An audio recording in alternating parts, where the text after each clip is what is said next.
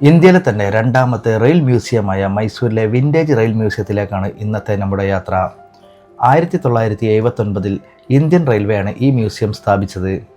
Indian റെയിൽവേയുടെ ചരിത്രത്തെക്കുറിച്ചും വളർച്ചയെക്കുറിച്ചും നിരവധി അറിവുകൾ നൽകുന്ന ഒരു മ്യൂസിയമാണിത്. വിവിധ ഇനം വിൻറ്റേജ് ലോക്കോമോട്ടീവുകൾ ഇവിടെ പ്രദർശിപ്പിച്ചിട്ടുണ്ട്. ടാറ്റ കമ്പനിയുടെ ഒരു സ്റ്റീം ലോക്കോ എഞ്ചിനാണിത്.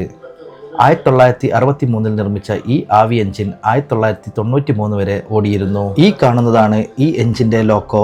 700 HP പവറുള്ള ഈ എഞ്ചിൻ്റെ പരമാവധി വേഗത മണിക്കൂറിൽ 75 കിലോമീറ്റർ ആയിരുന്നു. പഴയ കാലത്തെ ഒരു വാട്ടർ കോളമാണിത്. ഇത്തരം കാഴ്ചകൾ ഇപ്പോഴും മേട്ടുപ്പാളയം കൂനൂർ റോട്ടിൽ യാത്ര ചെയ്യുമ്പോൾ കാണാം. 1930കളിലെ റെയിൽ ബസ് എന്ന പാളത്തിലോടുന്ന കോച്ചാണിത്. കർണാടകയിലെ ഷിമോഗക്കും തലക്കൊപ്പക്കും ഇടയിൽ സർവീസ് നടത്താനായിരുന്നു ഈ മീറ്റർ ഗേജ് റെയിൽ ബസ്സുകൾ ഉപയോഗിച്ചിരുന്നത്. മീറ്റർ ഗേജിനെ പറ്റി പറഞ്ഞപ്പോഴാണ് ഓർത്തത്, narrow gauge, metre gauge, broad gauge തുടങ്ങിയ വിവിധ ഇനം റെയിൽ പാളങ്ങൾ ഇവിടെ പ്രദർശിപ്പിച്ചിട്ടുണ്ട്. ഇതിനോട് ചേർന്ന് തന്നെ പഴയ ഒരു മാനുവൽ കൺട്രോൾ സിസ്റ്റവും കാണാം. 1920 മുതൽ 2002 വരെയുള്ള വിവിധ ഇനം സിഗ്നൽ ലൈറ്റുകളാണ് ഇവയെല്ലാം. 1922 ഇംഗ്ലണ്ടിൽ നിർമ്മിച്ച നാരോ ഗേജ് സ്റ്റീം എഞ്ചിനാണിത്.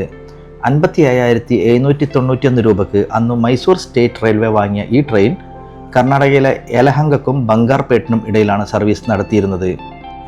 ഇതിന് അടുത്ത് തന്നെയായി വിവിധ ഇനം ബോഗി വീലുകളും അതിൻ്റെ ആക്സിലുകളും കാണാം. ഈ കാണുന്ന ബോഗികളെല്ലാം 1951 ഇന്ത്യയിൽ ICF കോച്ചുകളിൽ ഉപയോഗിച്ചവയായിരുന്നു. മൈസൂർ റെയിൽവേയുടെ തന്നെ പഴയ ഒരു 3rd ക്ലാസ് നാരോ ഗേജ് കോച്ചാണിത്. 1927 ഇംഗ്ലണ്ടിൽ നിർമ്മിച്ച ഈ ഒരു കോച്ചിൽ 30ഓളം പേർക്ക് യാത്ര ചെയ്യാനായിരുന്നു. 1932 ലണ്ടനിൽ നിർമ്മിച്ച ഈ സ്റ്റീം ഫയർ വാട്ടർ പമ്പിനടുത്ത് തന്നെയുള്ള തടി കൊണ്ട് നിർമ്മിച്ച ഈ ഇൻസ്പെക്ഷൻ വാഗൺ 1925 മൈസൂരിലെ തന്നെ റെയിൽവേ വർക്ക്ഷോപ്പിൽ നിർമ്മിച്ചതാണ്. 125 വർഷങ്ങൾക്ക് മുമ്പ് നോർത്ത് ഇന്ത്യയിൽ ഉപയോഗിച്ചിരുന്ന ഒരു എഞ്ചിനാണിത്. കൽക്കരിക്ക് പകരം മരക്കരിക്കായി വിറക് കത്തിച്ചായിരുന്നു ഇത് പ്രവർത്തിച്ചിരുന്നത്.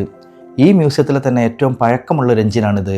1932 ബാംഗ്ലൂർ തുംകൂർ റെയിൽവേ സെക്ഷന് കീഴിൽ ഉപയോഗിക്കാനായി 36,340 രൂപയ്ക്ക് മൈസൂർ സ്റ്റേറ്റ് റെയിൽവേ വാങ്ങിയ മറ്റൊരു ആവി എഞ്ചിനാണിത്.